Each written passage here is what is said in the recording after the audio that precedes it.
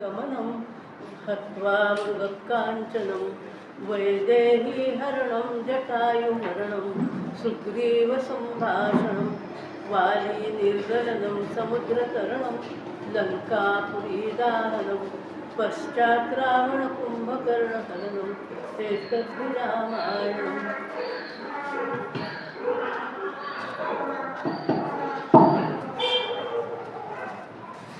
श्रीरामचंद्र करुणा समुद्र ध्यातो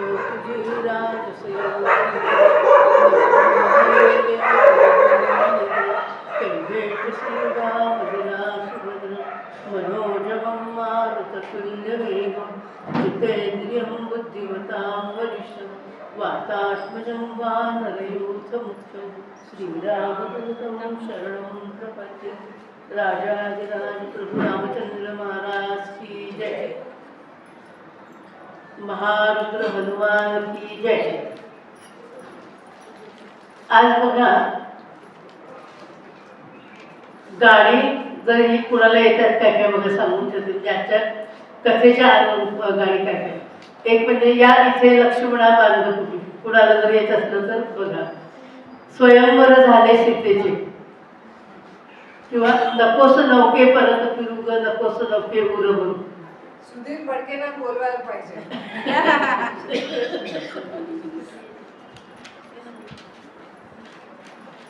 शक्यतो आता आपल्या इथे बऱ्याच ठिकाणी चांगलं सगळीच गाडी तर थोडी अवघड आहे पण जेवढी येतील तेवढी। काल आपण बघितलं अहल्येचा उद्धार झालेला आहे। प्रभू रामचंद्र त्या आश्रमामध्ये आलेले आहेत आणि त्यांनी अहल्येचा उद्धार केलेला आहे। त्याच्यानंतर हे सगळेजण मिथिला नगरीमध्ये आलेले आहेत आणि मिथिला नगरीमध्ये येऊन रामांनी तो भंग जो यज्ञ केलेला होता मांडलेला होता जनक राजांनी तो यज्ञ जिंकलेला आहे, पण जिंकलेला आहे आणि सीताबाईंनी रामांच्या गळ्यामध्ये माळ घातलेली आहे। त्यामुळं आता जो पुढचा जो भाग आहे तो आपल्याला बघायचा आहे की स्वयंवर जिंकलं आणि आता सीताबाईंना आणि रामाला विवाहबद्ध होण्यासाठी अयोध्येमध्ये निरोप पाठवायला पाहिजे ना। अयोध्येमध्ये सगळे मुख्य माणसं सगळे अयोध्येमध्ये आहेत, त्यामुळे तिकडे निरोप गेला पाहिजे म्हणून मग एक दूताला पाठवलेलं आहे आणि दूताला पाठवून त्याला निरोप दिलेला आहे की सगळ्यांना घेऊन या। त्याप्रमाणे तो दूत अयोध्येमध्ये गेलेला आहे आणि त्याने रामांच्या लक्ष्मणाच्या पराक्रमाचं वर्णन केलेलं आहे। त्यांनी वाटेमध्ये जे राक्षसांचा वध केलेला आहे, त्राटिका मारलेली आहे, ते सगळं सांगून पुन्हा अहल्येचा उद्धार झालेला ती सगळी कथा सांगून धनुर्भंग इथंपर्यंत सगळं दूताने सांगितलेलं आहे। आणि आता दूत असं सांगतोय की तुम्हाला सगळ्यांना जनक राजांनी आणि विश्वामित्रांनी बोलवलेलं आहे, मिथिला नगरीला तुम्हाला सगळ्यांना यायचं आहे। सगळ्यांना खूप आनंद झाला, दशरथाला आनंद झाला, तिन्ही राण्यांना आनंद झालेला आहे आणि मग सगळे निघाले। आता मिथिलेला यायचं आहे अयोध्येहून, रथ हत्ती घोडे काही लोक पायी असे सगळे निघालेले आहेत। वशिष्ठ मुनी अरुंधतीसह रथामध्ये बसलेले आहेत, तिन्ही राण्या रथामध्ये बसलेले आहेत, मंत्रीगण सगळे आहेत, काही नगरवासीय आहेत, असाच दशरथ राजा रथामध्ये बसलेला आहे। असा सगळा नवाजमा हा मिथिलेकडं निघालेला आहे आणि मिथिलेला येऊन सगळेजण पोचलेले आहेत। मिथिलेला येऊन पोचल्यानंतर सगळ्यांचं स्वागत, जनक राजा स्वतः स्वागताला तयार आहे। शतानंद जे कुलोपाध्याय आहेत त्यांनी दोघांनी मिळून या दशरथ राजा, तिन्ही राण्या, वशिष्ठ मुनी यांची पूजा केलेली आहे। पाद्यपूजा कर संस्कृती आहे आपली की आल्यानंतर त्या लोकांचं स्वागत। आता हे राजे लोक आहेत पण अगदी साधं म्हटलं तरी आपल्या घरी सुद्धा जर कुणी आलं तर त्याचं हसत आनंदाने स्वागत करणं हे आपलं प्रत्येकाचं कर्तव्य आहे। राजघराण्यातले लोक आहेत, ऋषीमुनी आहेत, तिथं पाद्यपूजा वगैरे बरोबर आहे, पण ही संस्कृती आपल्याला हे सांगते की आपल्या घरी जर कुणी आलं पाहुणे तर त्याचं पटकन आपण पुढं जाऊन आनंदाने स्वागत करणं. फार काही द्यायला लागतं असं नाही आहे. एखादा कप चहा किंवा नुसतं पाणी दिलं तरी सुद्धा चालतं, पण ही आपली संस्कृती आहे. आनंदाने स्वागत करणं ही. सगळ्यांचं स्वागत झालेलं आहे, सगळे राजवाड्यामध्ये आलेले आहेत आणि मग सगळ्यांची भोजनं वगैरे झालेली आहेत. भोजन समारंभ झाल्यानंतर मग सगळे एकत्र बसलेले आहेत. दशरथ राजा आहे, जनक राजा आहे, विश्वामित्र, वशिष्ठ आणि शतानंद हे तिन्ही कुलगुरू आहेत आणि हे गाणे असे सगळे बसलेत आणि मुहूर्त काढला. लग्नाचा विधी बघायला मुहूर्त बघायला पाहिजे, तो मुहूर्त काढलेला आहे. पत्रिका जुळवलेल्या आहेत, अनुरुक्ता बघितलेली आहे. आता अनुरुक्ता म्हणजे काय हे नंतरच्या ह्याच्यात मी बरोबर सांगते की आपण कशाला अनुरुक्त म्हणतो आणि खरी अनुरुक्त कशाला म्हणायचे. आपण अनुरूप लग्न ठरवताना आपण काय बघतो?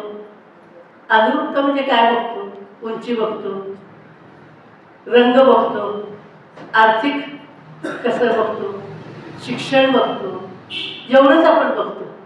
2 घराणी जोडायचे, बाकीचं फार विचार आपण करतो. पण खरी अनुरुक्त म्हणजे काय आहे हे आता सीता आणि राम यांच्या प्रसंगांमधून आपल्याला लक्षात येणार की ते दोघं कसे एकमेकाला अनुरूप आहेत.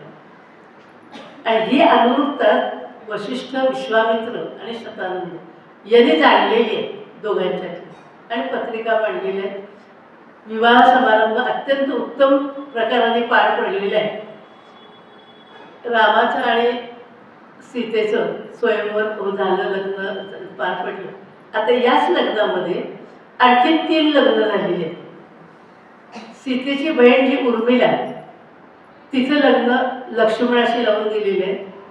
त्याच्यानंतर भरताचं मांडवी ही आणि शत्रुघ्नाचं श्रुतिकीर्ती अशी त्यांची लग्न. हे ह्या दोघी ज्या आहेत मांडवी आणि श्रुतिकीर्ती ह्या जनक राजाचे बंधूंच्या मुली आहेत. या कुशध्वज त्यांच्या मुली आहेत आणि अशी 4 लग्न पार पडलेली आहेत. ह्या लग्नामध्ये जनक राजांनी काय काय दिलंय ते बघण्यासारखं आहे. आपलं थोडंसं हे करूया. राजे लोक आहेत, त्यांच्याकडे काय काय देण्याची पद्धत आहे आणि काय काय दिलं आहे. नुसतं आपण वाचलं तरी काय आपल्याला हरकत आहे वाचायला. त्यांनी काय काय दिले बघू. 100 कोट सुवर्ण मुद्रा दिलेली आहे, 10,000 रथ दिलेले. जावई तुमचे ऐकतायत ना. जनक राजाची गोष्ट आहे ही.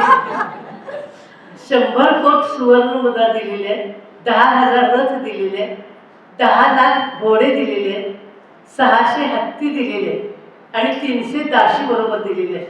हे माहेरून सगळं त्यांना जाताना दिलेलं आहे. त्याच्याशिवाय दिव्य वस्त्र, मोती, रत्न यांनी मिळवलेले हार हे दिलेले आहे. आणि ह्या तिघी पण आहेत ना आता, तर तिघींना आणि त्या तिन्ही जावयांना त्यांना पण भरपूर दान दिलेलं आहे. भरपूर वस्त्र आणि हार वगैरे सगळं सुवर्ण अलंकार हे सगळं दिलेलं आहे. हे सगळं देऊन आता त्यांची पाठवणी करायची. सगळ्यांना सगळं आनंदी आनंद सगळीकडे आहे.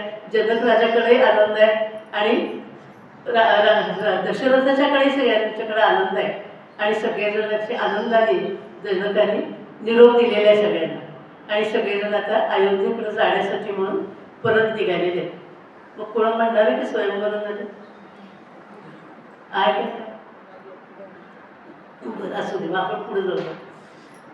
असं सगळं आता सगळेजण अयोध्येकडे निघालेले आहेत. अयोध्येच्या वाटेने निघालेले असताना सगळे आनंदात आहेत आणि अचानक एकदम प्रचंड वादळ सुरू झालं. इतकं वादळ सुरू झालं प्रचंड की माणसं फेकली जायला लागली आणि दशरथ राजा थोडासा घाबरलेला आहे. दशरथ राजा आता 4 मुलं, 4 सुना, राण्या सगळ्यांना घेऊन अयोध्येकडे निघालेला आहे आणि त्याला असं वाटतं की काही अरिष्ट तर येऊ नये. आणि नेमकं इतकं प्रचंड वादळ झालंय म्हणल्यानंतर तो घाबरलाय. हे कुठल्या अपशकुनाचं काही चिन्ह आहे का काय असं म्हणून तो वशिष्ठांना विचारतो की काही संकट तर आता येणार नाही ना. कारण राजा घाबरतोय संकटात. हे झालेले वय झालेलं आहे आणि आत्तापर्यंत बरीच संकटं पण येऊन गेलेली आहेत. त्यामुळं तो घाबरलेला आहे. वशिष्ठ म्हणतात, राजा तुला भीती वाटणं साहजिक आहे. नवीन हे आहे, नवीन सुद्धा घेऊन निघालेले आहेत, तर तुझ्या मनात भीती वाटणं साहजिक आहे, म्हणजे पण घाबरू नकोस. एखादं संकट येईल सुद्धा, पण त्याचं निवारणही होईल. वशिष्ठांना सगळं ज्ञान आहे. हे कुलगुरू जे असतात की नाही, हे नुसती कुलगुरू म्हणून नाही आहे, तर त्यांना सगळं पुढचं मागचं सगळं दिसत असतं. त्यामुळे म्हणजे एखादं संकट येईल, नाही असं नाही, पण त्याचं निवारण पण होईल. आणि खरंच वशिष्ठ मुनी म्हणले, दशरथाला जी भीती वाटत होती तसंच झालं की अचानक परशुरामाच्या रूपात संकट येऊन उभं राहिलं. परशुरामांना बघितल्याबरोबर दशरथ राजा घाबरलेला आहे. आणि आता काय करावं, आपल्या मुलांच्यावर काय संकट येते सांगता येत नाही. का घाबरलेलं आहे, तर परशुरामांचं क्षत्रियांशी वैर आहे. परशुरामांनी क्षत्रियांशी बरोबर पृथ्वी निक्षत्रिय करण्याची प्रतिज्ञा केलेली 21 वेळा. आणि आता हे सगळे क्षत्रिय राजे हे सगळे निघालेले आहेत, परशुराम पुढे येऊन उभे राहिलेले आहेत. आणि राजा घाबरलेल्या राजा म्हणतो, आपल्या मुलांच्या संकट यायला नको म्हणून हात जोडून परशुरामांच्या पुढे उभा राहिलेला आहे. आणि परशुरामाला विनवणी करण्याचा प्रयत्न करतोय, पण परशुरामाने तिकडे दुर्लक्षच केलेलं, बघितलंच नाही दशरथाला. आणि परशुराम रामाच्या पुढे येऊन उभे राहिलेले, हत्तीवर बसलेले आहेत राम. आणि रामाच्या पुढे येऊन उभे राहिले आणि विचारतायत, एवढ्या हत्तीवरनं आयटीत मिरवणारा कोण रे तू? रामाने ऐकलं आणि रामाने अगदी नम्रपणाने शांत स्वरात सांगितलं, या देवाला राम म्हणतात. अरे हा मी एक राम, जामदग्न राम असताना हा आणखीन कुठला राम आला? आवाजात इतका राग आहे आणि कडकपणा आहे सगळा. सगळेजण घाबरलेले, पण राम शांत आहे आणि नम्रपणाने उत्तर देतात. राम काय सांगतायत की या देवाला दाशरथी राम म्हणतात. तुम्ही जामदग्नी राम, मी दाशरथी राम. इथंच परशुराम थोडेसे निवळलेले आहेत. रामांचा नम्रपणा बघून, परशुराम त्यांच्या डोळ्यात तेज बघून परशुराम थोडेसे निवळलेले. आणि मग परशुराम थोडेसे शांत झाले, पण त्यांच्या असं लक्षात येतं की दाशरथी राम म्हणतोय म्हणजे शिवधनुष्य मोडलेला तोच हा राम असणार आहे, लक्षात आलं. आणि मग पुन्हा ते म्हणतायत, अरे ते शिवधनुष्य तू मोडलंस काही विशेष नाही, ते जुनंच झालं होतं, त्यात काय मोठा पराक्रम केलास. आता म्हणले हे धनुष्य घे आणि हे वैष्णव धनुष्य आहे, याला बाण लावून दाखव. परशुरामांनी खांद्यावर अडकवलेलं धनुष्य घेतलंय आणि रामांच्या पुढं केलंय की या धनुष्याला बाण लावून दाखव असं म्हणेपर्यंत ते जे धनुष्य आहे ते कुठल्या तरी ओढीने रामांकडं ओढलं गेले, की खेचलं गेले. त्याचा प्रश्न आला नाही, रामांनी घ्यायचा प्रश्न आला नाही, ते आपोआपच धनुष्य, वैष्णव धनुष्य रामांकडं खेचलं गेलं. रामाने पटकन ते झेललं आणि त्याला बाण लावला आणि प्रत्यंच्या खेचलेले. परशुरामांच्या लक्षात आलं की हे वैष्णव धनुष्य आहे आणि हा दाशरथी राम आहे. शेवटी परशुराम सुद्धा प्रत्यक्ष विष्णूंचा अवतार आहे. 6वा अवतार हा परशुरामांचा आहे आणि 7वा अवतार रामांचा आहे. दोघेही विष्णूंचेच अवतार आहेत. परशुरामांच्या लक्षात आलं की हा राम, हा दाशरथी राम आहे, हा विष्णूंचाच अवतार आहे. तर सगळं माहितीच असतं सगळ्यांना, पण शेवटी आपल्यासाठी सगळं नाटक चालू असतं.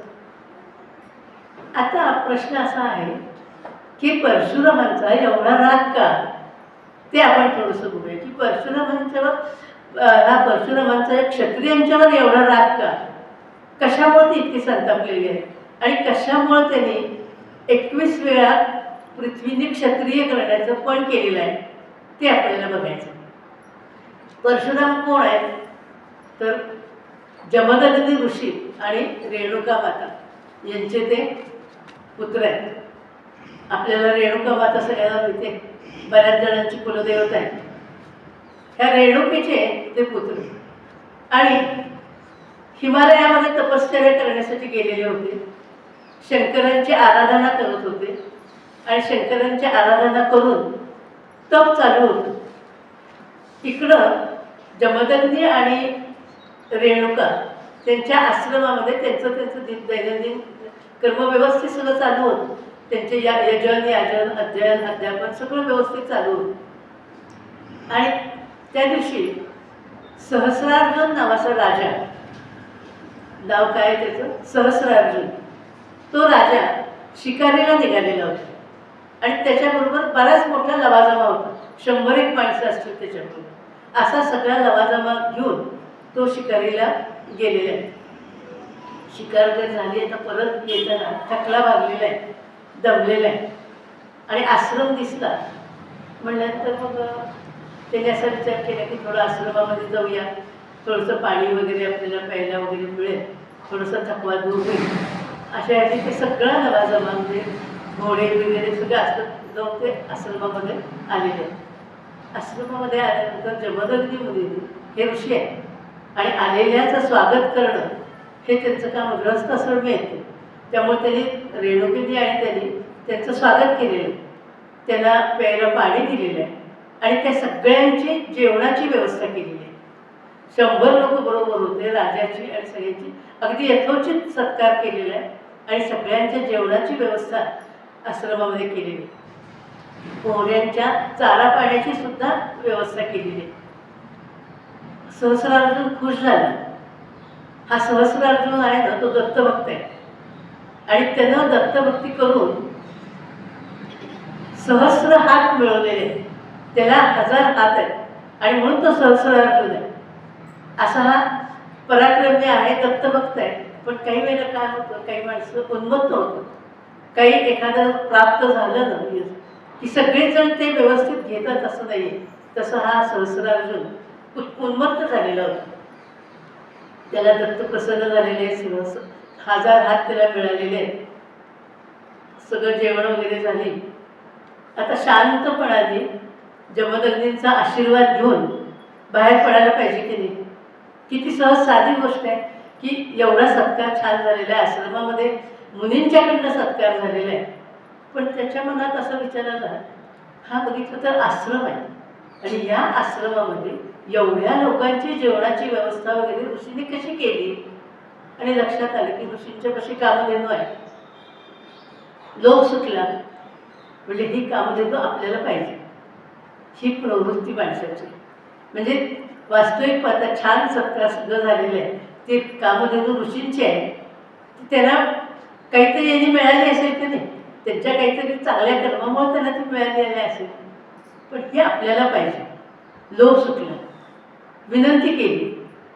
जमदग्नी ऋषी ते म्हणजे माझा काही प्रश्न नाही, ती येत असली तर घेऊन जा. कामधेनू आहे ना ती काही साधी काय नाही आहे. येत असली तर घेऊन जा. कामधेनू जायला तयार नाही. तिच्याकडे शक्ती आहे भरपूर, तिने सैन्यसुद्धा निर्माण केलेलं आहे. त्यामुळे तिच्याकडे शक्ती, ती जायला तयार होईल. मग त्यांनी काय केलं, सहस्रार्जुनांनी जमदग्नी ऋषींच्या डोक्यामध्ये वार केला आणि त्याला तिथं मारण्याचा प्रयत्न केला. ते सगळं बघितल्यानंतर रेणुका मातेने टाहो फोडला, आक्रोश केला की आपल्या देखत आपल्या पतीचा अशा पद्धतीनं वध केला जातोय आणि एवढं सगळं आपण केलेलं असताना तिला संतापही झाला आणि आक्रोशही केला. तो इतका मोठा आक्रोश झाला की तिनं मारलेली हात हिमालयामध्ये परशुरामांच्या कानावर पडली. कानामध्ये कोणीतरी कढत तेल ओतावं अशी त्यांची अवस्था झाली की मातेचा आक्रोश चटपटली आणि लगेच तिथून निघालेले आहेत आणि आश्रमामध्ये आलेले आहेत. आश्रमामध्ये आल्यानंतर हे सगळं बघितलं. ह्यांचा तर मृत्यू झालेलाच होता. जमदग्नी ऋषी मृत्यू पावलेलेच होते आणि रेणुका सुद्धा, तिच्यावर सुद्धा याने 21 वेळा अस्त्राने वार केलेला होता. चामुंडा अस्त्राने वार केलेला होता. तिनं कसं तरी जीव तगवून ठेवलेला होता. परशुराम आल्यानंतर परशुरामाला शेवटी ती माता आहे, पतिव्रता आहे, तिच्यात एकच झालेली आहे, ते तिला सहन झालेली नाही. आणि तिनं सांगितले परशुरामांना की तू क्षत्रियांचा निपात कर. माझ्या डोक्यावर 21 वेळा चामुंडास्त्राने वार केलेला आहे, तू 21 वेळा पृथ्वीने क्षत्रिय करण्याचं पण कर. परशुराम आईवडिलांचे भक्त आहे, त्यामुळे आईवडिलांच्यासाठी त्यांच्यासाठी म्हणून तो पण त्यांनी केलेला आहे. हे दोघंही मातृपितृ दोघांचाही विरह जमदग्नींना झालेला, परशुरामांना झालेला आहे. आपल्या डोळ्यात देखत दोघांनी प्राण सोडलेले परशुरामाने बघितलं आहे. आणि मग त्या संताच्या भरात तो पण केलेला आहे की मी 21 वेळा क्षत्रिय करेन, 21 वेळा. आणि त्याप्रमाणे त्या वेळेपासून जमदग्नी मुनींचा हे पुत्र परशुराम यांनी ही क्षत्रियांशी त्यांचं वैर झाले.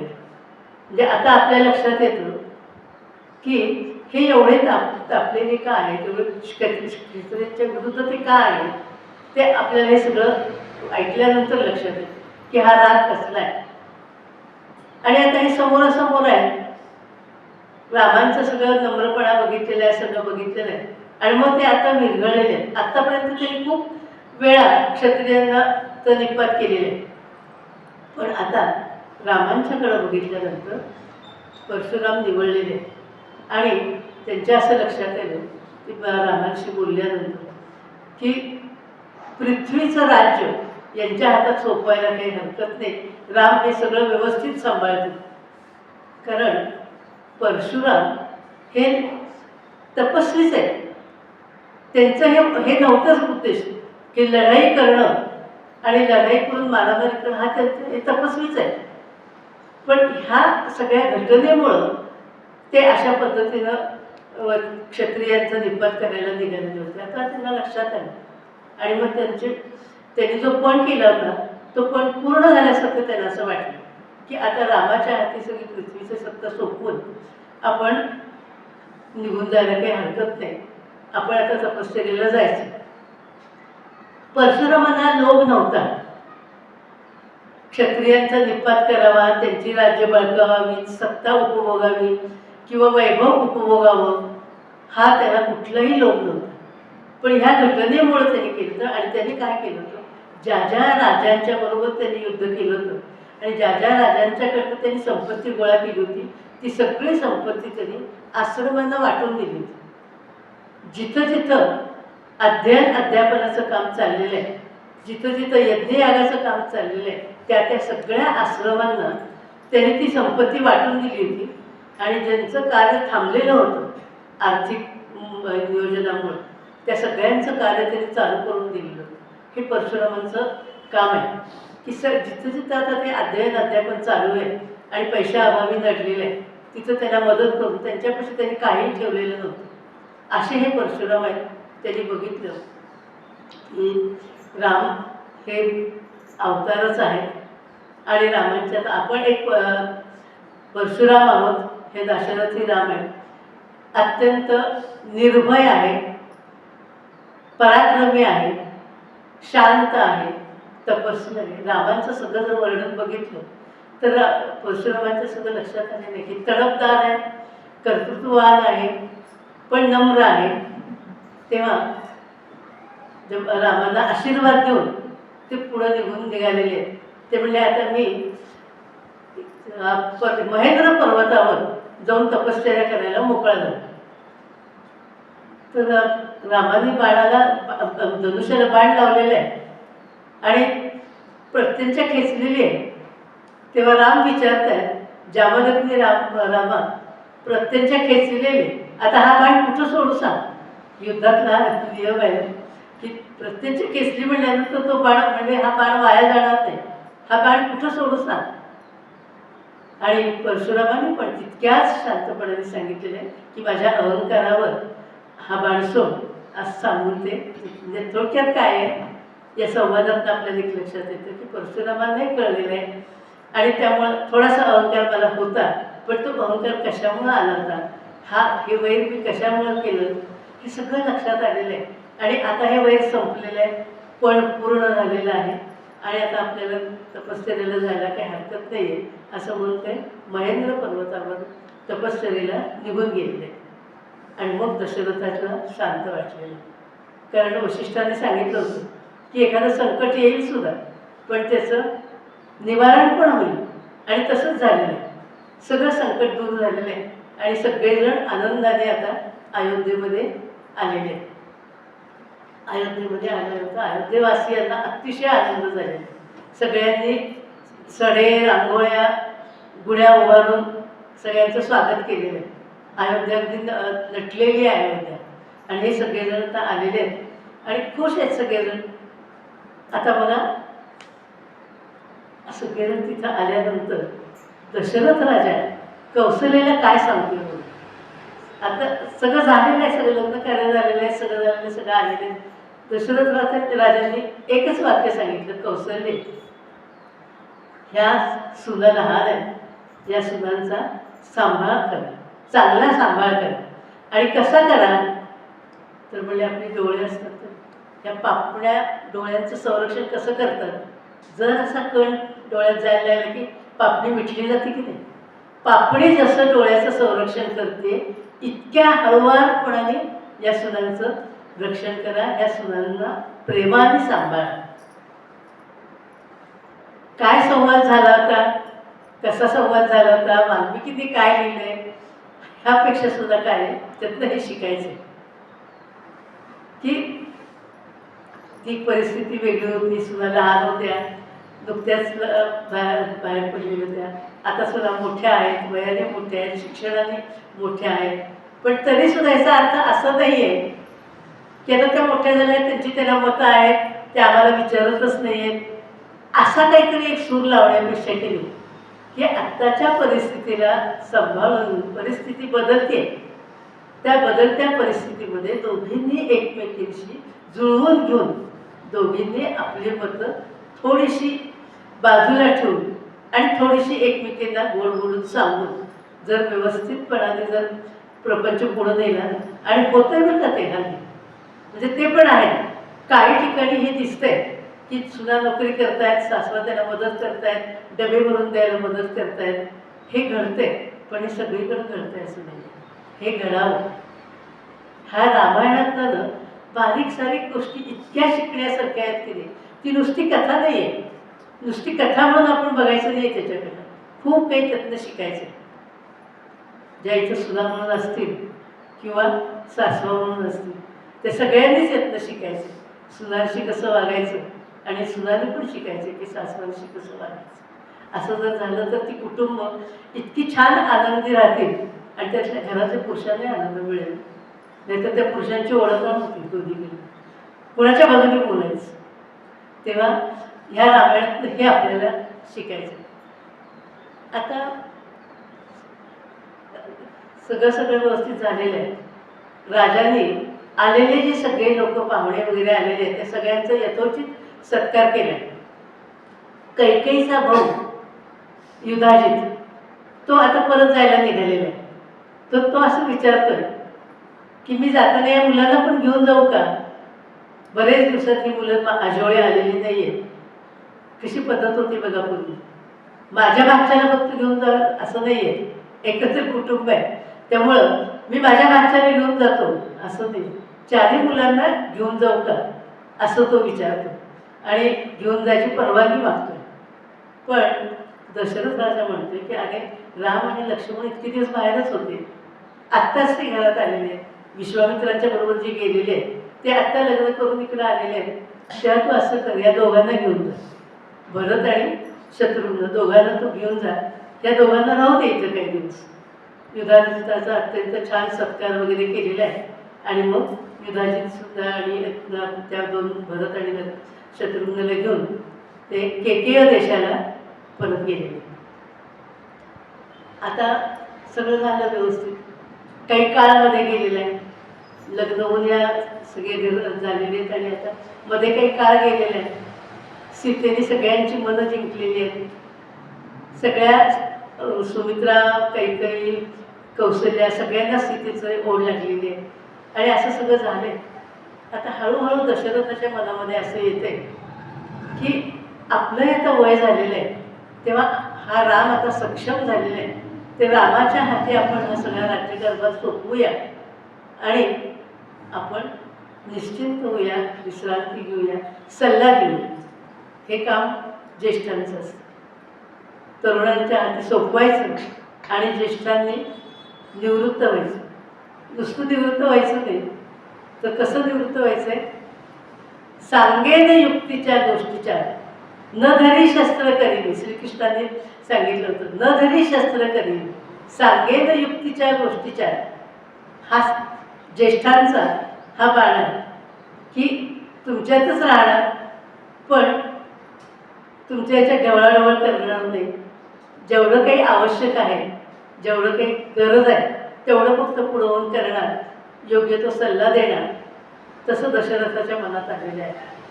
आणि म्हणून दशरथाने काय ठरवले की आता राज्याभिषेक हा रामाला करूया. तर कशी पद्धत आहे बघा. दशरथ राज्याच्या अयोध्या नगरी जी आहे की नाही, आणि हे रामराज्य असं का नंतरचं म्हटलं गेलेलं आहे, तर संपूर्ण दशरथाच्या काळापासून अत्यंत छान पद्धती त्या याच्यामध्ये आहे.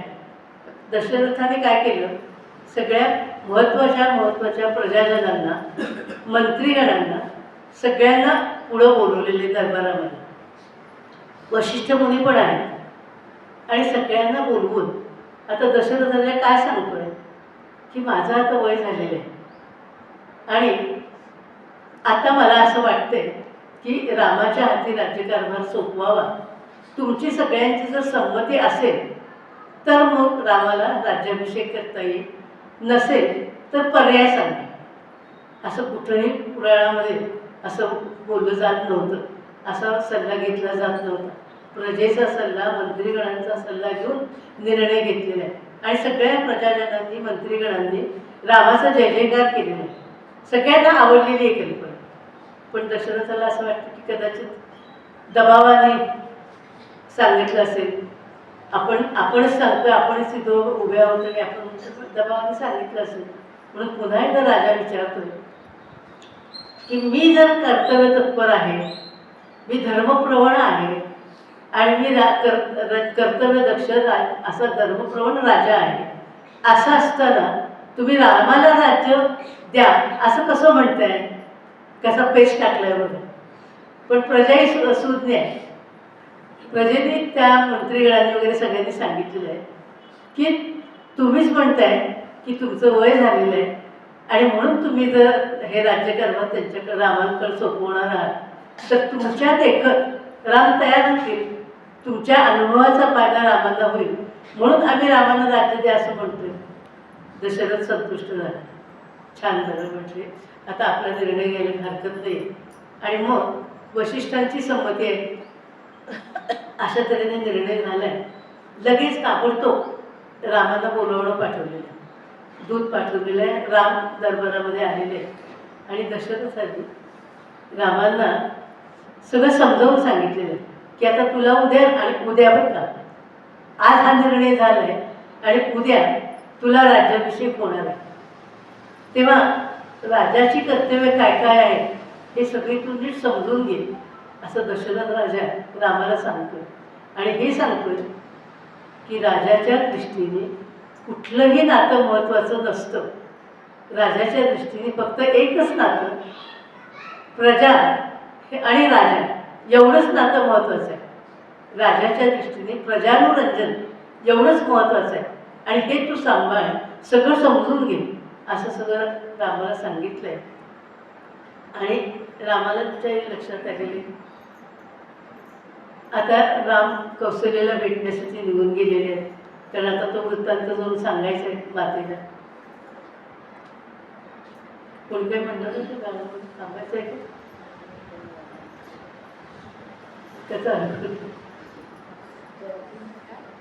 समयोचित काही म्हणणं असलं, जरी त्यांचं नसलं, गदिमांचं नसलं तरी रामाचं म्हणजे म्हण कविता. हे माहीत घ्या तुम्हाला.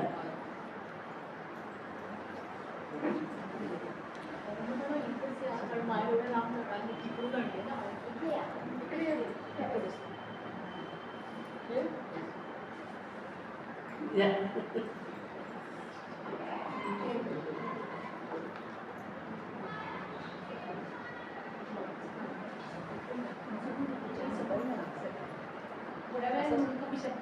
बरं बरं बरं बरं चालेल. मग मी कथानक पुढे चालू करते. पुढचा चालेल. तर आता रामाला पाठवलेले राम कौशल्याच्या महालामध्ये आलेले आहेत आणि कौशल्याला मातेला ते सांगतात की असं असं राज्यकारभार उद्या राज्याभिषेक होणार आहे. असं ते कौशल्य अत्यंत आनंदाने तिला असं वाटतं की कसं आहे बघा, कौशल्याच्या मनामध्ये पूर्वीचा सगळा काळ उभा राहिला. हे मनुष्याचे असे हे असते की आनंदाच्या प्रसंगी सुद्धा माणसाला जुन्या गोष्टी आठवतात. तसं कौशल्याचं झालेलं आहे की कौशल्याच्या मनामध्ये असं आलेलं आहे की आत्तापर्यंत दशरथ राजाने आपल्याकडं थोडंसं दुर्लक्ष केलेलं आहे, कैकेयीवर जास्त प्रेम. पण आता किती छान आनंदाचा प्रसंग आलेला आहे, माझ्या रामाला राज्याभिषेक होतोय, मी राजमाता होणार, इतका आनंद झालेला आहे. रामाला सांगितलं आधी वसिष्ठांना नमन करून ये. आणि कौशल्या विष्णू भक्त आहे, तिने लगेच विष्णूंची पूजा करायची म्हणून दासीला पाठवलं की पूजेचं साहित्य घेऊन ये म्हणून. दासी गेली पूजेचं साहित्य आणायला. योगायोग कसा असतो, तिला नेमकी मंथरा भेटली आणि त्या मंथरेला नेमकं त्या दासीने सांगितलं की उद्या रामाला राज्याभिषेक होणार आहे आणि म्हणून मी पूजेचं साहित्य आणायला निघालेले.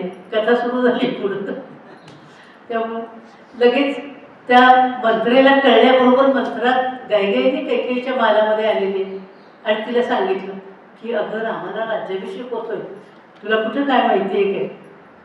कैकेयी म्हणजे छान झालं की मग लगेच गळ्यातल्या कंठा काढून मंत्रेला दिलेल्या की छान बातमी आणलेली आहे, चांगली गोष्ट आहे. मंत्रा म्हणते मी हिच्या बाहेरची दासी, हिचं खरं म्हणजे कल्याण व्हावं, हिचं हित बघावं हे माझं काम, म्हणून मी हिच्यापाशी आले सांगायला.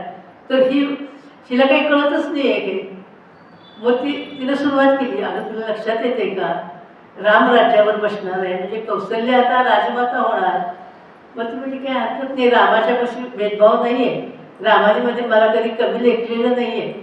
पण तरी ती मंथराने पुढं चालूच ठेवलेलं आहे आणि ती म्हणते की अगं उद्या राज्याभिषेक होणार आहे, तिकडं राज्याभिषेकाची तयारी सुरू झाली आहे आणि दशरथाने तुला सांगितलं नाही. असं म्हटल्याबरोबर मनात आलं की हां आपल्याला आधी सांगायला पाहिजे होतं, आपल्याला न सांगता हे केलेलं आहे. अगं तू भरताला बाजूला टाकलेलं आहे, भरतावर अन्याय होणार आहे, तुला भरताला त्या कमीपणा येणार आहे. हळूहळू हळू कैकेयीच्या मनामध्ये यायला लागलं. पण दशरथाने का घाई केली होती? दशरथाने गडबडीनं हा निर्णय का घेतला होता की उद्याच राज्याभिषेक व्हावा का? तर दशरथालाही माहिती आहे की कैकेयी बरोबर जेव्हा विवाह झालेला आहे तर त्यांचा आत्ताच्या भाषेत लव्ह मॅरेज आहे. त्यामुळं ते कैकेयी लहान आहे आणि केकया देशाचा राजा त्यानं दशरथाकडनं वचन घेतलेलं आहे की हिच्याच मुलाला राज्याभिषेक व्हायला पाहिजे, असं वचन त्यावेळेला घेतलेलं आहे. ते दशरथाला आठवत आहे. शिवाय आणखीन एक 2 वर एका युद्धामध्ये कैकेयीने मदत केलेली आहे दशरथ राजाला आणि ती दशरथाला मदत केल्यामुळे अगदी स्वतःचे प्राण पणाला लावून तिनं मदत केलेली आहे आणि दशरथाचे प्राण तिनं वाचवलेले आहेत. त्यावेळेला दशरथाने तिला 2 वर दिलेले आहेत, 2 वर तू मागून घे म्हणून. आणि त्याला कैकेयीने सांगितलं की योग्य वेळ आल्यावर मी मागून घेईन. ते आत्या मंथरेने तिला सांगितलं अगं तू 2 वर मागणार आहेस ना, ते मागून घे ना 2 वर. आणि मग ते 2 वर मंथरा सांगणार. तिने सांगितलं आम्हाला 14 वर्ष वनवास आणि भरताला राज्याभिषेक हे सांगितल्यानंतर कैकेयीलाही हळूहळू ते पटलेलं आहे. आता काही रामायणकारांनी काय म्हटले की मंथरेने कैकेयीचा हात हातात घेतला आणि कली कैकेयीच्या मध्ये अंगात शिरली. कली याचा अर्थ भांडण, असं काही रामायणकारांनी म्हटले. थोडासा फरक असतो वेगवेगळ्या रामायणामध्ये. पण वाल्मिकींनी मात्र असं काही म्हटलेलं नाही. आणि मग आता असं म्हटल्यानंतर लगेच क्रोधागारात आम्हाला लहानपणी खूप गंमत वाटायची.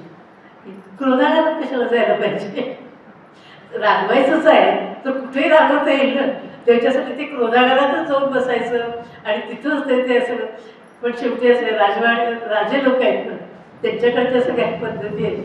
आम्ही लहानपणी आपल्या गंमत म्हणायचं, रागायचं मग लगेच रागवायचं नाही का, तिथंच ते क्रोधागारात गेलेले, सगळे दागिने काढून टाकलेले, केस मोकळे सोडलेले आहेत. आणि दशरथ मात्र त्यानं सगळ्या राज्याभिषेकाच्या सगळ्या सूचना देऊन तो परत आलेला आहे कैकेयीच्या मालामध्ये.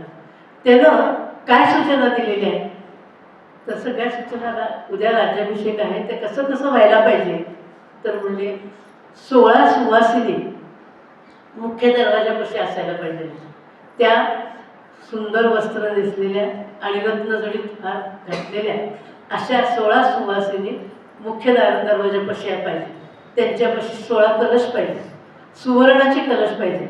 त्या सुवर्णाच्या कलशामध्ये वेगवेगळ्या नद्यांचं पाणी भरलेलं असलं पाहिजे. पुन्हा आता एवढाच मोठा छान समारंभ आहे, गायिका पाहिजेत, नर्तिका पाहिजेत, त्यांना आमंत्रणं पाठवा, मंत्रीगणांना आमंत्रणं पाठवा, सगळं एका दिवसात करायचं. आणि त्या सगळ्या सूचना देऊन दशरथ इकडं कैकेयीच्या मालामध्ये आलेले सगळं तयार करून आलेलं आहे. कारण त्यांना माहिती आहे की जर हे बातमी जर फुटली तर विरोध होण्याची शक्यता आहे, कैकेयीच्या माहेरून विरोध होण्याची शक्यता आहे, मग साहजिकच कौशल्याच्या माहेरून विरोध होण्याची शक्यता आहे. आणि म्हणून कुणालाही न सांगता झटपट निर्णय घेऊन रामाला राज्याभिषेक करायचा ही इच्छा आहे. आणि यासाठी म्हणून सगळी तयारी झालेली आहे. 2 हत्ती सगळे नटवलेले सजवलेले ते 2 मुख्य दरवाजापाशी उभे असायला पाहिजेत. तिकडं सगळी तयारी सुरू झाली आहे आणि इकडं कैकेयी बसून बसलेली आहे. आणि दशरथ राजा समजून घालतो. आता सगळ्यांना आपल्याला पुस्तकं माहिती आहेत, किती समजून घातली, पदर पसरला, असं कर तसं कर, तुला हे देतो ते देतो, रामाची शपथ घेतो, तुला अमुक देतो. दशरथ राजा सुद्धा कसा वेळेला हे झालेला आहे बघा तुम्ही. का सूचना दिल्या रामाला की राजाला कुठलीही नाती नसतात, पण आता इथं आल्यानंतर तो कैकेयी पुढं पदर पसरतोय आणि सांगतोय की रामाची शपथ घेऊन सांगतो, तू मागशील ते देशील, मागशील ते देईल, फक्त एवढं मागू नकोस. भरताला राज्यही देऊ दे पण रामाला वनवास नको. पण कैकेयी हटून बसलेले आणि ते सगळं सहन न होऊन राजा अत्यंत अशा दुःखित अंतकरणाने तिथं पडल्या, बेशुद्ध अवस्थेमध्ये असा तो आहे. आणि मग कैकेयीने रामाला निरोप पाठवलेला आहे. राम अगदी इतके सरळ मनाचे आहे. रामांना असं वाटतं की कदाचित कैकेयी मातेला आपल्याला आशीर्वाद द्यायचा असेल. राजे कुठे आहेत तर महाराज कैकेयीच्या मालातच आहेत, मग दोघं मिळून आपल्याला आशीर्वाद देणार असतील म्हणून लगेच रथात बसून राम कैकेयीच्या मालामध्ये आलेले आहेत. आल्यानंतर बघितलं तर इथलं चित्र सगळं वेगळंच आहे. राम असं विचारत आहे की महाराज एवढे उदास का आहे, त्यांना त्रास काय होतोय. तर म्हणजे त्यांना तुला काही सांगायचं, पण ते सांगण्याचं धारिष्ट त्याला होत नाही. कैकेयी अशा पद्धतीने स्टेप बाय स्टेप म्हणतो ना तसं असं ते वर हे करते, पुढं एक एक एक मांडत जाते. आणि राम मात्र इतके सर्व आहेत. राम म्हणतात, मी एवढा पण विश्वास त्यांचा मिळवू शकलो नाही का की त्याने आपल्या मनातली गोष्ट मला सांगावी. म्हणून ते स्वतःलाच दोष देतात की एवढाही विश्वास मला मिळवता आला नाही, स्वतःलाच दोष देतात. आणि शेवटी ते विचारत आहेत की जर महाराज सांगत नसतील तर त्यांच्या मनात काय आहे ते तू सांग, माते तू सांग काय आहे ते. आणि मग कैकेयीने सांगितलेलं की त्यांच्या मनात असं आहे की तुला 14 वर्षाचा वनवास आणि भरताला राज्याभिषेक. आता विचार करा सगळ्यांनी की रामाला येऊन दरबारात बोलवून सांगितलेलं होतं की उद्या राज्याभिषेक आहे. 5-7 तासामध्ये गेले नसतील आणि सांगितले की तुला 14 वर्षांचा वनवास आहे. काय झाली सर अवस्था, काय शिकायचं यातलं. आपल्या जीवनात येतात की नाही असे प्रसंग.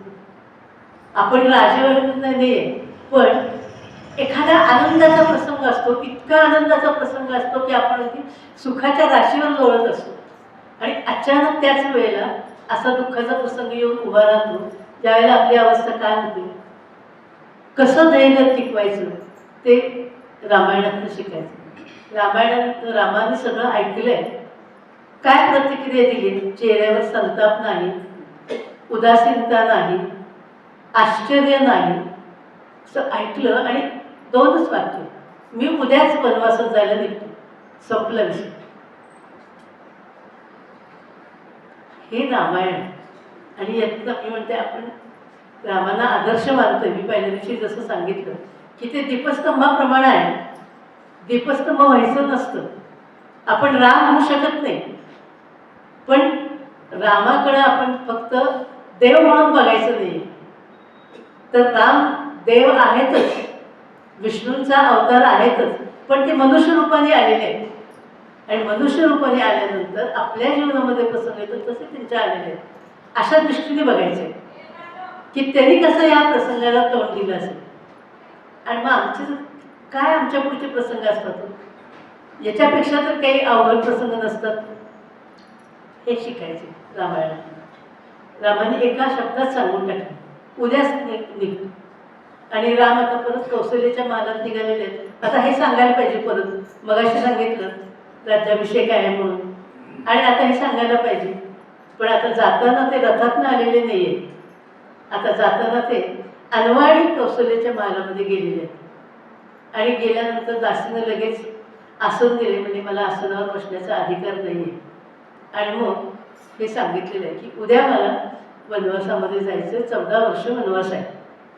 ऐकल्यानंतर कौशल्याची अवस्था मात्र कशी झाली असेल की शेवटी आई आहे, माता आहे, आणि तिला असं वाटलं की आत्तापर्यंत एवढा एक आनंदाचा क्षण या उतरत्या वयामध्ये आपल्या वाट्याला आला होता, तर तो सुद्धा हिरावून घेतला गेला. अत्यंत दुःख झालेलं आहे. आणि रामाने सांगितलं मी निघणार आहे. कौशल्यामध्ये मी पण येते तुझ्याबरोबर वनवासामध्ये. राम मर्यादा पुरुषोत्तम आहे. रामाने सांगितलं माते, आत्ता महाराजांची अवस्था अत्यंत बिकट आहे, त्याला शुद्ध नाही आहे, आणि अशा वेळेला पतिव्रता धर्म म्हणून तुला त्यांच्यापाशी थांबणं हे गरजेचं आहे. त्यामुळं तू इथंच थांब. तोपर्यंत लक्ष्मण आलाय, साधारण कानावर गेला असेल गडबड काही, तर लक्ष्मण आलाय तिथं. ऐकल्यानंतर लक्ष्मण असतो शेषाचा अवतार संतापलाय आणि म्हणजे काय तुम्ही सांगताय, हे असं कसं होणं शक्य आहे. म्हणजे मी बघतो कोण रामाला सिंहासनावर बसवून देत नाही, कोण राज्याभिषेक होऊ देत नाही, बघतो मी. आणि लक्ष्मणाला राग आवडत नाही आहे, तो म्हणतो मी राजाला बांधून घालीन आणि रामाला राज्याभिषेक करेन. संतापलेला आहे. तर राम म्हणत आहे की अरे हे नियतीची इच्छा आहे, ह्या नियतीपुढं कुणाचं काही चालत नाही. त्यामुळं दैवजात दुःखी हरता, हे दैव आहे आणि ह्या दैवापुढं कुणाचं काही चालत नाही. लक्ष्मण रागवलेलं आहे, म्हणजे तुम्ही कशाला दैवाच्या गोष्टी करताय, तुम्ही एवढे पराक्रमी आहात, तुमच्या बाहूमध्ये बळ आहे, खांद्यावर धनुष्य आहे, तुम्ही दैवाच्या गोष्टी करणं शोभत नाही म्हणले. तेव्हा लक्ष्मण त्यांना राम सांगताय की म्हणले माझा स्वधर्म, माता पित्यांची आज्ञा पाळणं हा माझा स्वधर्म आहे. लक्ष्मणा तुझा स्वधर्म काय आहे. लक्ष्मण एकदम खाली आला आणि लक्ष्मण म्हणतो तुमची आज्ञा पाळणं हा माझा स्वधर्म आहे. दोनच वाक्य, माझा स्वधर्म माता पित्यांची आज्ञा पाळणं हा आहे, तुझा स्वधर्म काय आहे. तर माझा स्वधर्म तुमची आज्ञा पाळणं, तयारीला लाग, माझी जाण्याची तयारी कर. हे इथं कर्तव्यापुढं बाकी सगळे हे सगळं सगळं सगळं थांबलेलं आहे. आता बघा यातली कुठली कुठली गाणी कोणी म्हणू शकताय का काय. मी एकटीच बोलते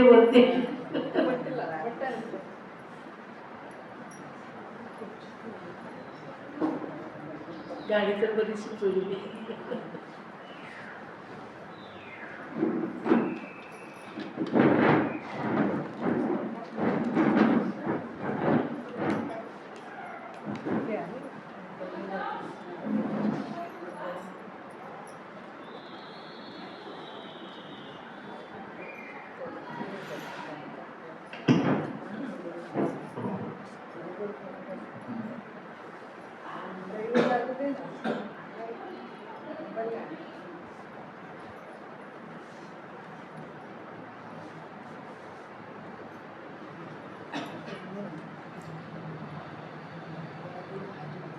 असे पहिल्यांदा आलेले त्याला माहिती नाही म्हणून थोडंसं वेळ बरा पण हां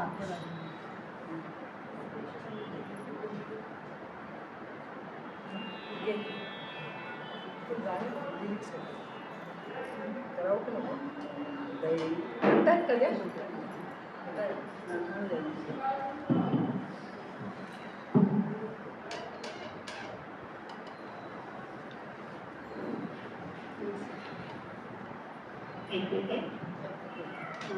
सॉरी बरं मला प्रभु रामाने दर्शन द्यावे दर्शन द्यावे प्रभु रामाने दर्शन द्यावे गातो मुखी हरिनाम हरिनाम अंतरी माझ्या वास करीत प्रभो वास करीत विदसे हाती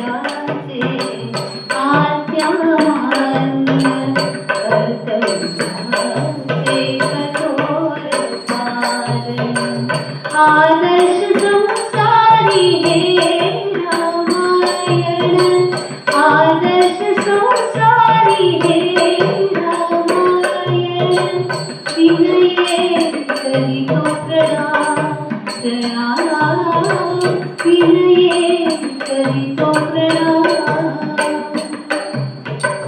अंतरी माझ्या रागंती वास करीन श्रीराम प्रभो वास करीन श्रीराम प्रभुला यावे दर्शन द्यावे दर्शन द्यावे प्रभुला मारे दर्शन द्यावे गातो मुखी हरिनाम हरिनाम अंतरी माझ्या रागंती वास करीन श्रीराम प्रभो वास करीन श्रीराम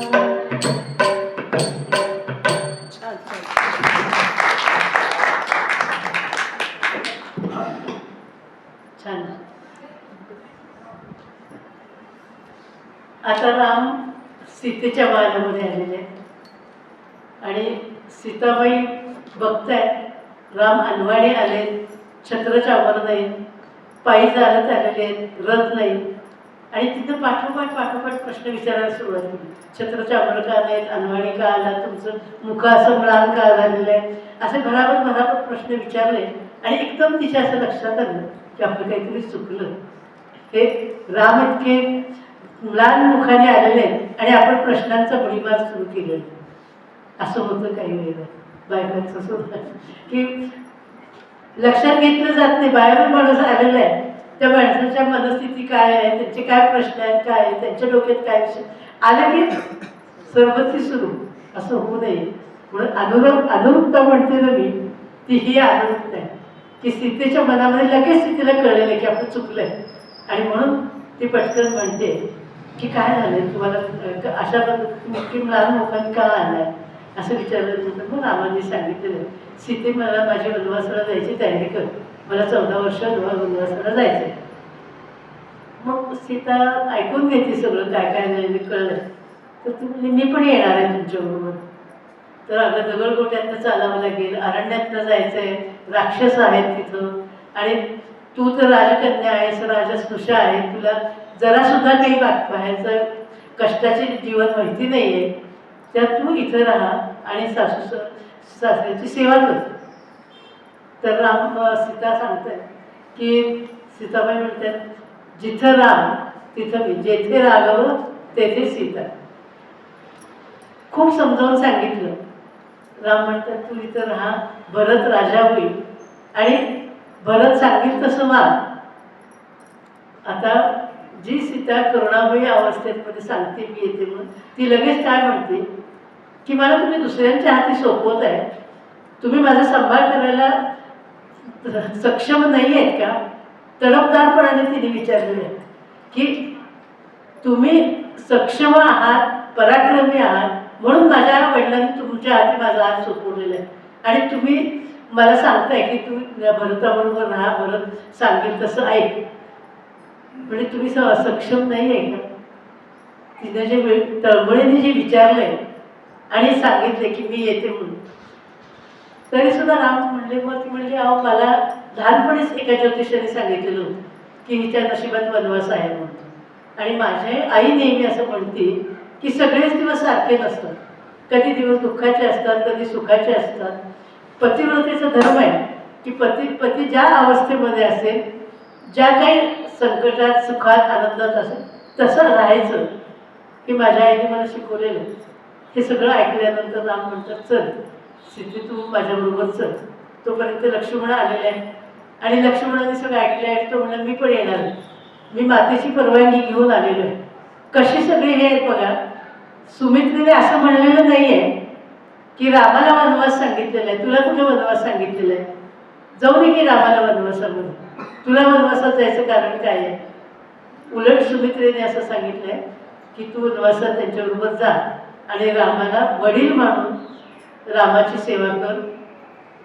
सीता ही तुझी आई असल्यासारखं आहे, तेव्हा संबंध 14 वर्ष वनवासामध्ये तू त्यांना आई वडील मानून त्यांची सेवा कर, हे सुमित्रेने सांगितलेलं आहे. आणखीन एक गोष्ट आहे की सुमित्रेला हे माहिती आहे की लक्ष्मण तापट आहे.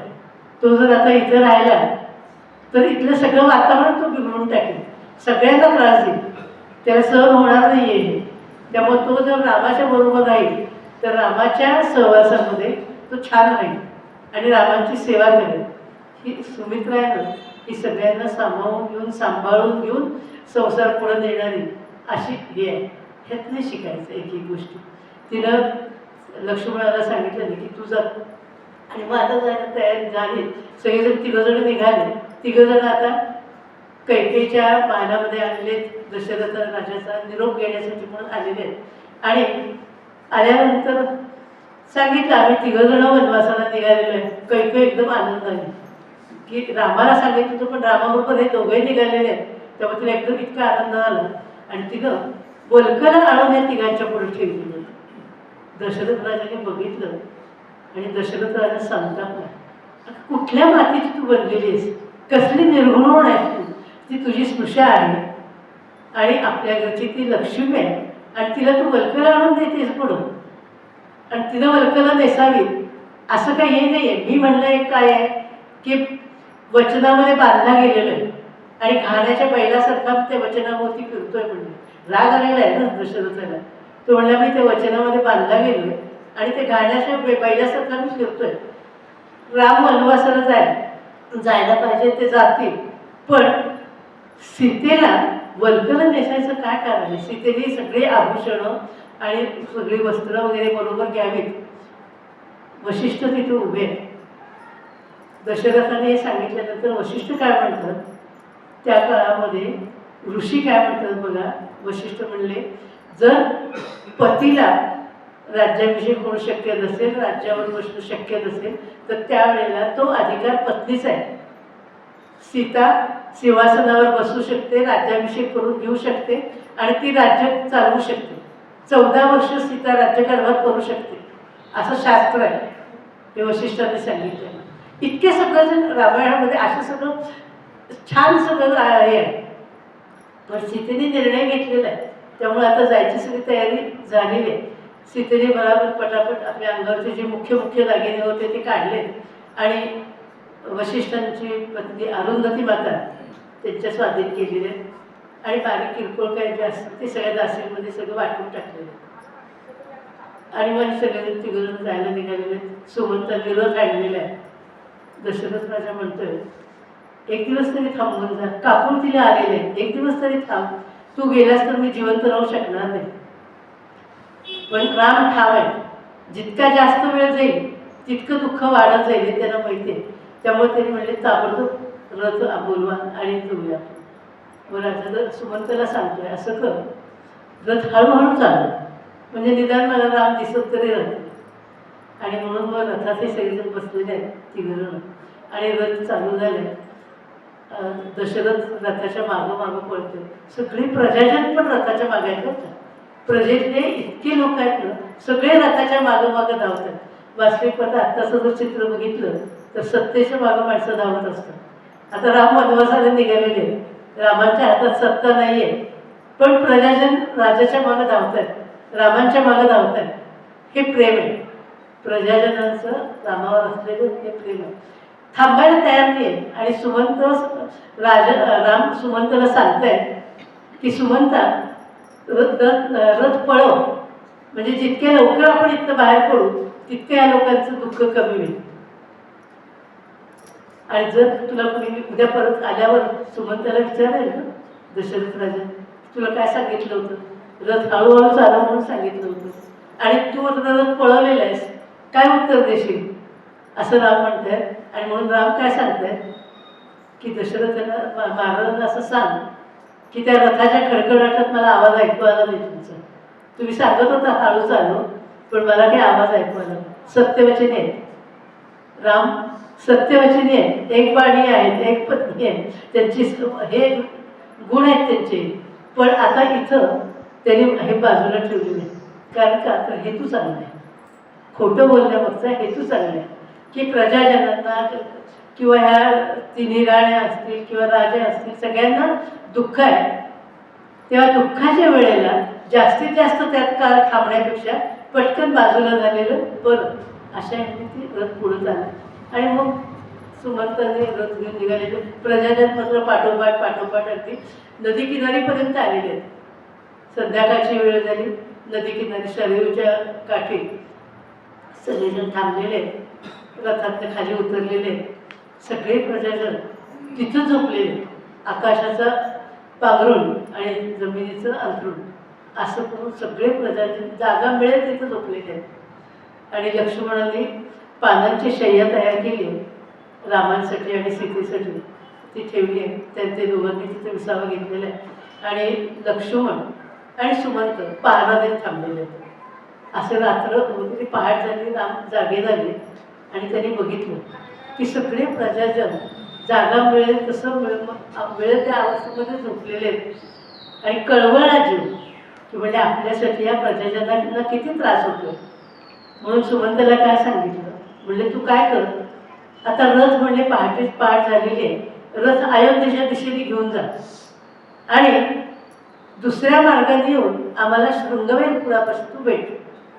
म्हणजे काय होईल, अयोध्येच्या दिशेने रथ नेलास की त्या ज्या चाकोऱ्या आहेत त्या चाकोऱ्या बघून सगळ्या प्रजाजनांना सकाळी जाग आल्यानंतर असं लक्षात येईल की रथ म्हणजे राम बहुतेक अयोध्येमध्ये परत गेलेले दिसत आहेत. रथ ज्या अर्थी परत गेला त्या अर्थी राम अयोध्येमध्ये परत गेलेले आहेत असं लक्षात घेऊन हे प्रजाजन परत जाते.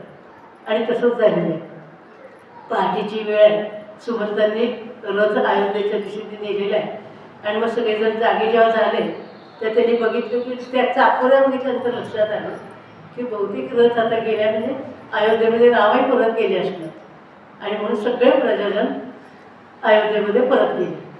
आणि सुमंत रथ घेऊन शृंगवेरपूर या ठिकाणी आलेले आहेत आणि हे तिघंही चालत शृंगवेरपूरला आलेले आहेत. हे शृंगवेरपूर हे निषादाचं गाव. गुहक नावाडी सगळ्यांना माहिती आहे. तो गुहक जो नावाडे तो निषाद राजा आहे, तो त्या कोळ्यांचा तो राजा आहे आणि दशरथ राजाचा तो मांडलिक राजा आहे. आणि ते तिथं जेव्हा शृंगवेरपूरला जेव्हा आले तेव्हा त्याला कळलेलं निषाद आलं आणि तो सगळ्या आपल्या बरोबर लोकांना घेऊन स्वागताला पुढं झालेलं आहे. कारण दशरथ राजा तो मांडलिक राजा आहे आणि राम येत आहेत म्हटल्यानंतर एवढा आनंद झाला आहे. स्वागत केलेलं आहे सगळ्यांचं आणि विनंती केली आहे की तुम्ही जेवायला राजवाड्यात चला, विसावा गेला राजवाड्यात चला. तर राम म्हणजे मी वनवासात आहे, मी आता राजवाड्यात येऊ शकत नाही, विनंती करून सुद्धा काही उपयोग झाला नाही. मग म्हटले सगळं जेवण शिजवून घेऊन आले की इथं जेवण करणं घेऊन येते म्हणजे हे आम्हाला जेवण घेता येणार नाही, आम्ही वनवासामध्ये आहे. शेवटी आखरीला निषादाने म्हणजे गुहक त्यानं थोडीशी फळं कंदमुळं वगैरे आणली, ती त्या तिघांनी भक्षण केलेली आहे आणि तिथंच त्या दिवशी त्यांनी विश्रांती घेतलेली आहे. आणि गुहकाला सांगितलेले की सकाळी उठून आपल्याला गंगा पार करून जायचं, तू नाव तयार ठेव आणि आपल्याला गंगा पार करून पुढं जायचं असं सांगितलं. गुहकाने तयारी ठेवली, नाव तयार ठेवलेली आहे आणि सकाळ पहाट झालेली आहे. या तिघांनी स्नान वगैरे केलेलं आहे आणि आता नावे बसायचं. आता काल म्हणलं तसं काही रामायणकारांनी लिहिलेलं आहे की अहल्या तिला रामांचा पाय लागला आणि ती शिला झाली होती, दगड झाली होती, ती स्त्री झाली. अहल्या स्त्री म्हणून असं रामायणकारांनी लिहिलेलं आहे. त्या रामायणातला हा एक थोडासा प्रसंग आहे. वाल्मिकी रामायणामध्ये तसं नसेल, पण त्याच्यामध्ये असं की गुहकाला असं वाटतंय की रामाने जास्त काळ इथं थांबावं, जास्तीत जास्त सहवास आपल्याला रामांचं मिळावं. म्हणून तो काय सांगतोय की रामा तुम्ही या नावेत पाऊल ठेवू नका. तुम्ही जर नावेत पाऊल ठेवलं तर म्हणजे हिची स्त्री झाली तर मी काय करणार. गमतीचा प्रसंग आहे की या नावेमध्ये तुम्ही पाय ठेवलेत आणि ती पाय लावल्याबरोबर ती जर स्त्री झाली तर मला दुसरी बायको आणखी सांभाळायची वेळ येईल, तर तुम्हाला मी याच्यात पाय ठेवून देणार नाही. लक्ष्मण जरा तापट आहे. लक्ष्मण म्हणते काय हे ह्याला मान नाही पान नाही काही नाही, राजांशी तो बोलतोय, रामाशी बोलतोय आणि असं बोलतात का. पण तो रांगडा आहे, त्याचं प्रेम आहे. फक्त ते प्रेम कसं आहे, रांगडं प्रेम आहे आणि त्याची इच्छा अशी आहे की रामाने इथं थांबावं जास्त काळ आणि म्हणून त्यानं ते चालवलेलं आहे. आणि राम शांत आहे, ऐकून घेत. मग म्हणलं असं करतो. राम म्हणले अरे मी स्नान करून आलेलो आहे. नाही पण तरीसुद्धा मी तुमचे पाय धुतो आणि मगच तुम्ही नौकेमध्ये येऊन बसा. हेतू हा आहे. पाद्यपूजा करतो म्हटलं तर राम पाद्यपूजा करून येणार नाही. ते म्हणणार मी वनवासी आहे, पाद्यपूजा करायला माझा परवानगी नाही. म्हणून तो काय सांगितले की तुमचे पाय मी धुतो आणि मग तुम्ही नावेमध्ये बसा. आणि त्यामुळं गंगाजल आणलेलं आहे. आपली पत्नी बरोबर आहे, घरातली काही माणसं आहेत, बाकीचे सगळे नगरवासी आहेत, त्या सगळ्यांच्या देखील रामांना एका दगडावर बसवलेलं आहे. त्यांची पाद्यपूजा केलेली आहे. फुलं होती आणलेली, ती फुलं पायावर वाहिलेली आहेत. आपल्या हातानेच अगोदर पाणी घालून आपल्या जवळच्या वस्त्राने पाय पुसून घेतलेले आहेत आणि मग आरती केलेली आहे रामांची. गोड बोलून हे असं सगळं करून घेतलेलं आहे रामांचं त्याने. आणि मग म्हणजे आता बसा म्हणजे नावेमध्ये. आणि मग नावेमध्ये ते तिघजण बसलेले आहेत आणि आता नाव गंगापार होणार. तर त्या गरिबाने वर्णन केलेलं आहे. नकोस नौके परत पिगुग, नकोस नौके उडवून श्रीरामाचे नाव गातया, श्रीरामाला पार करून. आहे का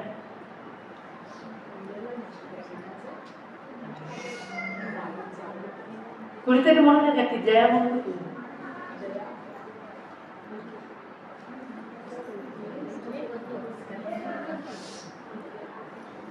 विद्यार्थी जाऊ.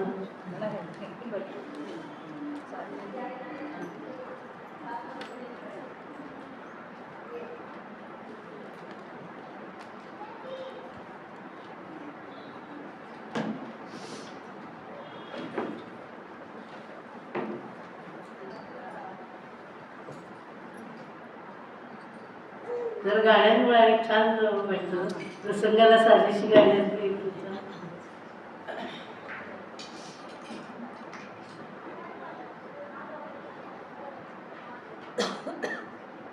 नकोस नौके परत फिरू ग नकोस नौके मोरवन नकोस नौके परत फिरू ग नकोस नौके मोरवन श्रीरामाचे राम गातया श्रीरामाला पार करू जय गंगे जय भागीरथी जय जय राम जय गंगे जय भागीरथी जय जय राम श्री विष्णूचा अवतार भव सिंधूचा करतो पार श्री विष्णूचा अवतार भव सिंधूचा करतो पार चार कशाला तार देऊ पदस्पर्शाने सर्वत्र श्रीरामाचे नाम गातया श्रीरामाला पार करू जय गंगे जय भागीरथी जय जय राम जय गंगे जय भागीरथी जय जय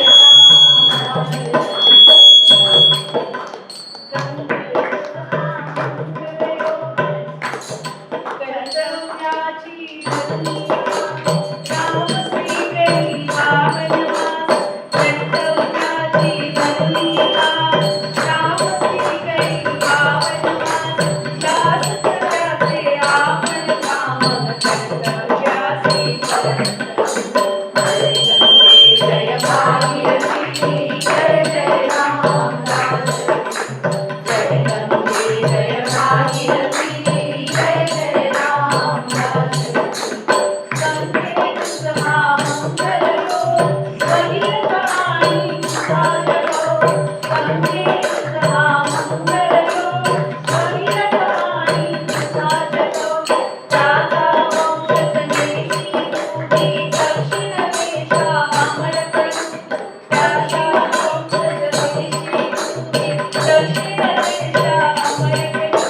श्रीरामाचे नाम गातया श्रीरामाला पार करू जय गंगे जय भागीरथी जय जय राम जय जय जय भागीरथी जय जय राम पावन गंगा पावन राम श्रीरामाचे पावन नाम पावन गंगा पावन राम श्रीरामाचे पावन नाम विदोषणाची प्रवास भावन नाविक आम्ही नाविक आम्ही श्रीरामाचे नाम गातया श्रीरामाला पार करू जय गंगे जय भागीरथी जय जय राम जय गंगे जय भागीरथी जय जय राम जय गंगे जय जय राम जय गंगे जय भागीरथी जय जय राम जय गंगे जय भागीरथी जय जय राम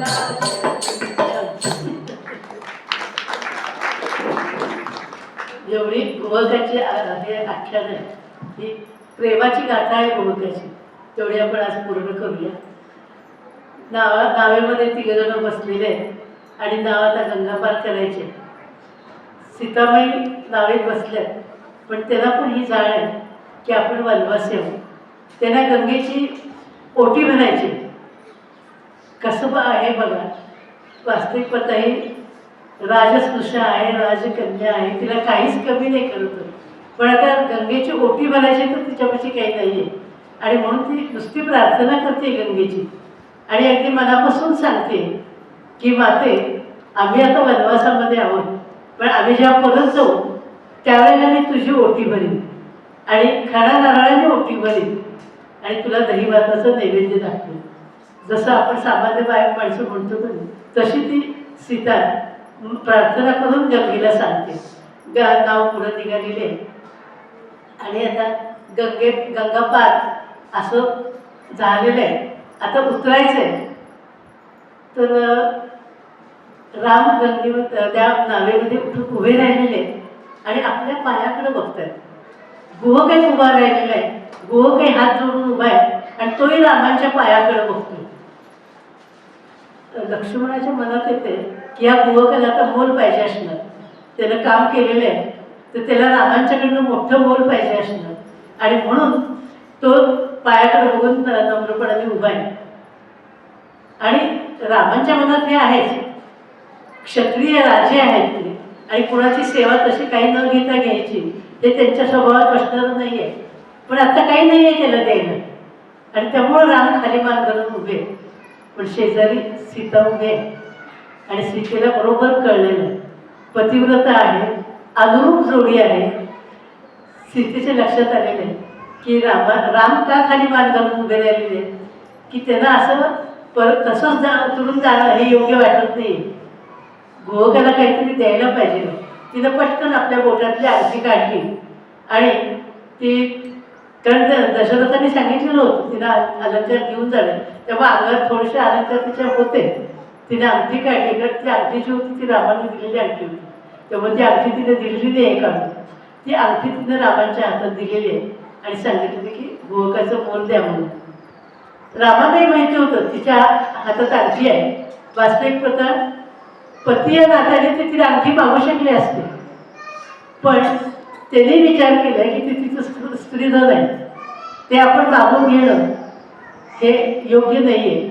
इतका विचार करणारी सगळी मंडळी आहे आणि रामांच्या मनात काय आहे हे सीतेने ओळखलेलं आहे, सीतेच्या मनात रामाने ओळखलेलं आहे. तिने अंगठी काढून रामांच्या हातात दिलेली आहे आणि राम गोवकापुढे ती अंगठी धरतात आणि गोवक घ्यायला तयार नाही.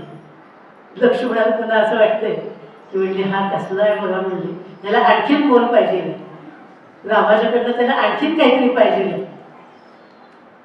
रामाने बरोबर ओळखलेलं आहे. मग गोवक काय म्हणतोय, रामा तुमचा माझा व्यवसाय एकच आहे आणि दोन व्यवसाय, एका व्यवसायातली दोन माणसं एकमेकांकडनं काही घेत नाही, दोन डॉक्टर एकमेकांकडनं काही घेत नाही, दोन वकील एकमेकांकडनं फी घेत नाही. तुमचा माझा व्यवसाय एकच आहे. बघा किती चतुर आहे, रांगडा आहे पण चतुर आहे. दोघांचा व्यवसाय एक कसा हो? तू नावाने म्हणतोय गंगा पार करणं हे माझं काम आहे आणि भवसागर पार करणं, भवनदी पार करणं हे तुमचं काम आहे. तुम्ही नावाने मी नावाने. काय डोकं असेल बघा, काय भाव असेल त्यातला. हा जो भाव आहे ना हा जाणून घ्यायचा आणि तो मोल घेत नाही. तो काय सांगतोय, तुम्ही ज्याला परत जाल त्यावेळेला तुम्ही जे द्याल ते मी प्रसाद म्हणून घेईन, येणं जाणं राहू दे असं तो म्हणतो. येणं जाणं राहू दे. त्याला असं सांगायचं आहे की आपण एका व्यवसायात तुम्ही भवसागर पार करून देणारे आहात. माझ्याकडनं पाद्यपूजा घेतली त्याच्या मनातला भाव आहे हा की माझ्याकडनं पाद्यपूजा रामांनी करून घेतलेली आहे. माझे पूर्वजसुद्धा उद्धरून जातील, रामांचं एवढी माझ्या हातनं सेवा घडलेली आहे. तेव्हा तो भाव त्याच्या मनात आहे की पूर्वजांसकट त्यांनी सगळी पुढची सोय करून ठेवलेली आहे की आता मला परत यावं लागणार नाही, आता हा जन्मात मी मुक्त झालो, हा भाव त्याच्या मनातला आहे.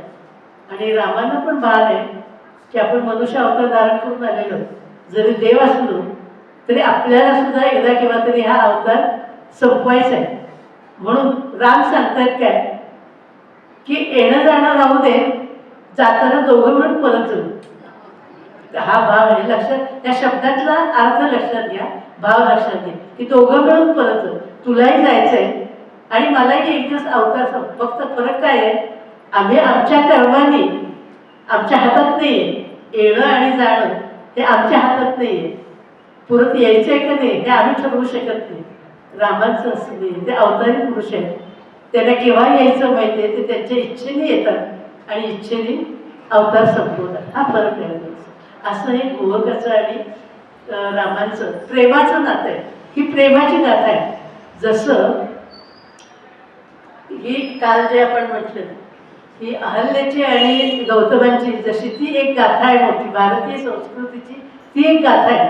तशी ही एक प्रेमाची गाथा आहे. राम आणि गागडा माणूस आहे हा निशाण, ह्या रांगड्या माणसाची आणि रामाची अशी प्रेमाची गाथा आहे. रामाला गंगे पार करून नेलेले आहे आणि आता पुढं राम पुढं प्रवासाला सुरुवात करणार आहे. आता पुढचा जो भाग आहे तो उद्या आपण बघूया. गंगा पार केल्यानंतर ते कुठं जाणार आहे ते आपण पुढच्या उद्याच्या भागामध्ये बघूया. जय जय रघुवीर राजाधिराज प्रभू रामचंद्र महाराज. जय जय.